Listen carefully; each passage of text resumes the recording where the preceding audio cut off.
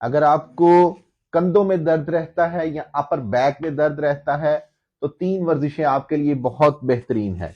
आपने उल्टा लेटना है, दोनों हाथ अपने सर के पीछे बांधने हैं और आपने सर के पीछे बांध के अपनी कोहनियों को सीधा करना है और दोनों हाथ सीधे करने हैं। पहली वर्जिश। दूसरी वर्जिश, आपने एक हाथ पीछे बांध देना है और एक ऊपर, कोहनियों को दोनों को ऊपर लेकर आना है। ये इस तरह करते जाएं।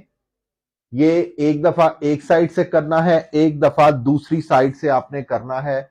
कोहनियों को ऊपर लेकर आना है, शोल्डर ब्लेड्स को आपस में मिलाने की कोशिश करनी है। तीसरी वर्जिश, आपने दोनों हाथों से सामने देखें आप, आपने ये अपने शोल्डर को इस तरह घुमाते जाना है।